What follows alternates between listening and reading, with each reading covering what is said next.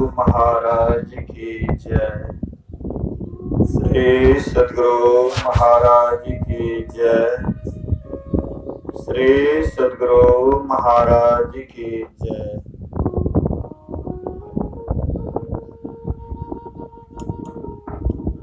श्री सद्गुरु महाराज की जय। महर्षि मणि सत्संग सुधा सागर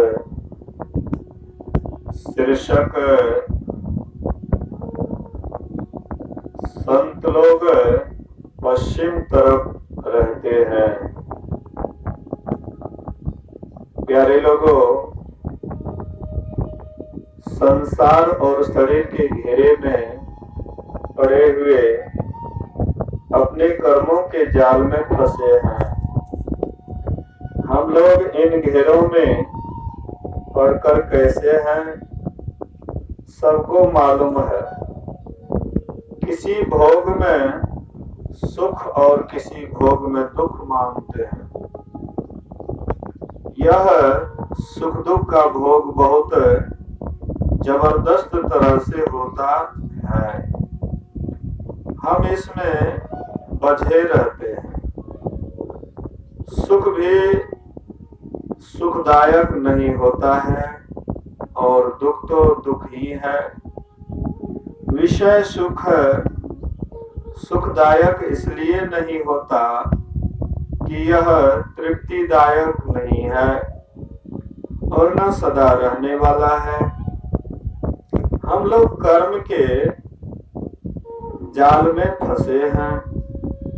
इसी जाल के अंदर रहने के कारण क्षणिक सुख दुख में फंसे रहते हैं। इससे छूटने के लिए कोई यत्न है तो संत लोग कहते हैं हाँ है। वह है कर्म के जाल से छूटना। कर्म के जाल से छूटने को ही पाप पुण्य से छूटना कहते हैं।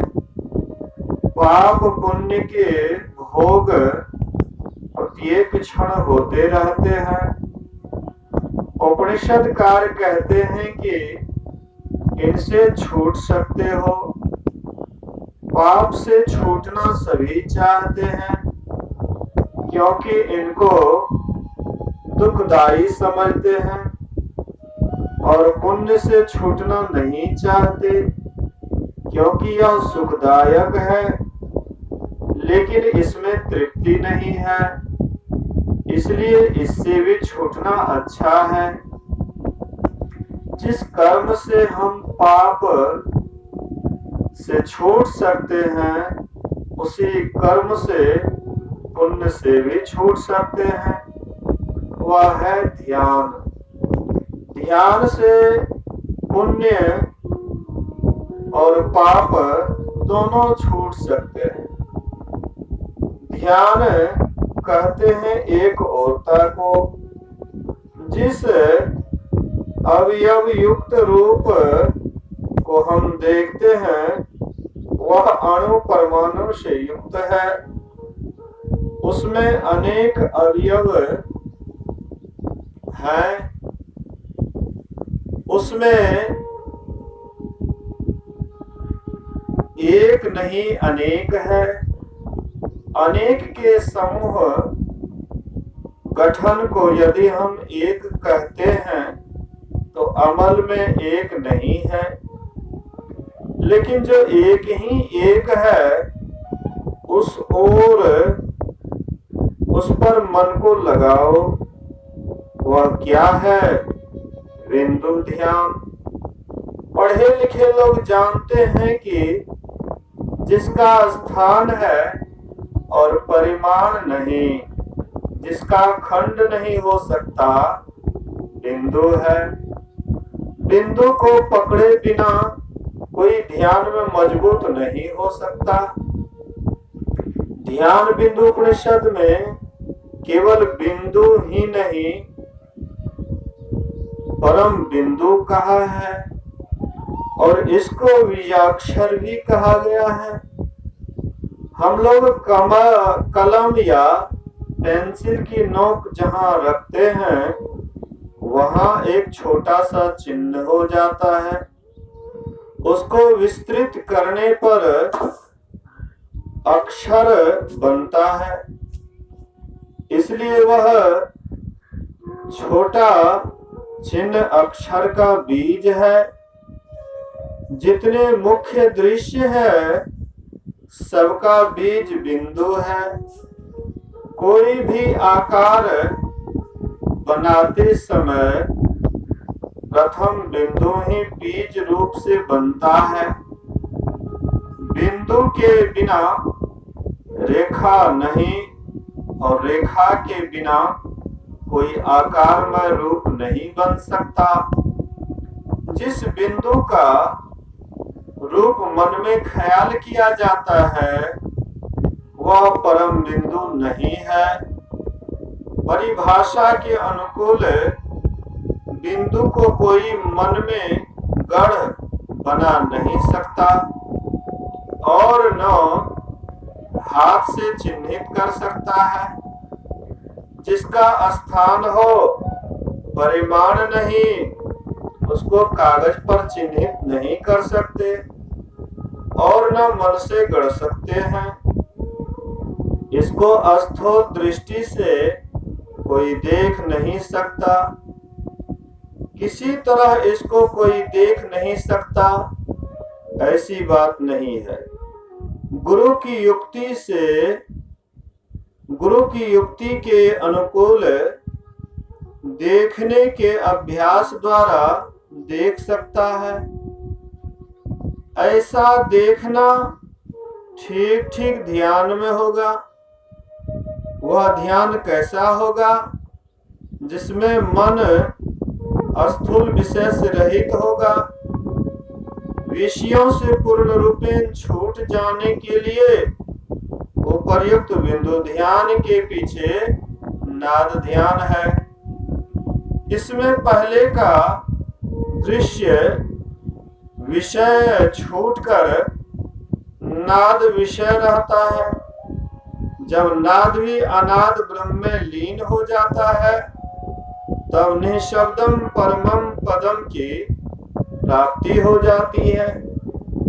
बीजाक्षरम परम बिंदुम नादम तस्योपरि स्थितम सशब्दम चाक्षरे क्षीणे निःशब्दम परमम पदम।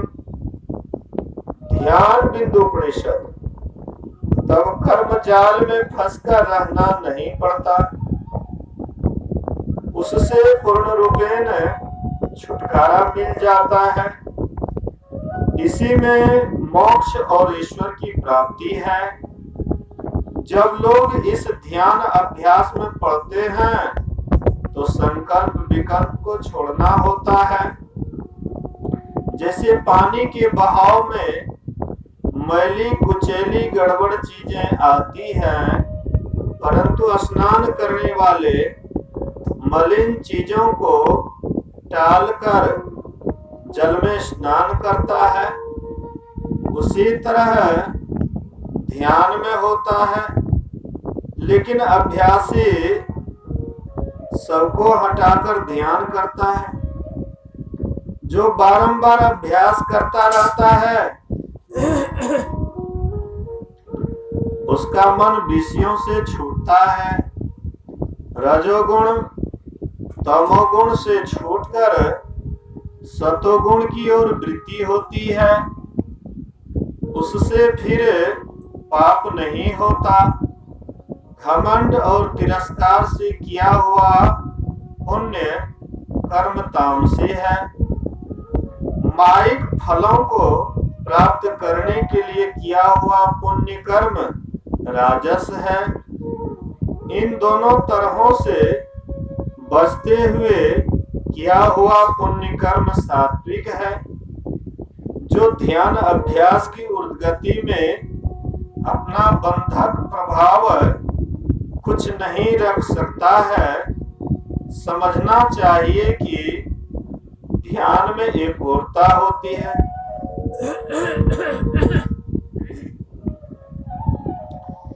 एक ओरता में सिमटाव होता है। सिमटाओ में उर्दगति होती है। आप लोग बिछौने पर बैठे हैं, इसको समेटिए तो एक ढेर हो जाएगा, ऊंचा हो जाएगा। मन के सिमटाव के कारण मन की भी उर्दगति होती है। मन केवल मन नहीं है, मन के साथ चेतन भी है। मन के साथ चेतन की भी उर्दगति होती है। स्थूल से ऊंचे दर्जे में सूक्ष्मता में प्रवेश होता है। स्थूल में सिमटाव होने से सूक्ष्म में गति होती है। इसी को पिंड से ब्रह्मांड में जाना कहते हैं। इससे जहां तक कर्मंडल पाना है यानी प्रारब्ध का भोग है, उस मंडल को पार किया जाता है। जहां तक त्रैगुणी माया है वहां तक कर्म मंडल है। इससे पार होने पर माया से उठा जाता है। ध्यानाभ्यास से उद्गति होती है, तब कर्म मंडल से ऊपर उठा जाता है। यही उपाय है और दूसरा उपाय नहीं है। पुण्य सुख में बांधता है तो पाप दुख में बांधता है, दोनों बंधन ही है। पुण्य के फल को भोगते हुए लोग बहुत पाप करते हैं। धनी होते हैं, जो नहीं करने का वह करते हैं, जो नहीं बोलना चाहिए बोलते हैं। पुण्य करना अच्छा है लेकिन पाप करना अच्छा नहीं है। फलाकांक्षा छोड़कर ही कर्म करना अच्छा है। प्रारब्ध कर्म को ध्यान योग से नष्ट कर सकते हैं। सिवाय ध्यान योग के और कोई उपाय नहीं है।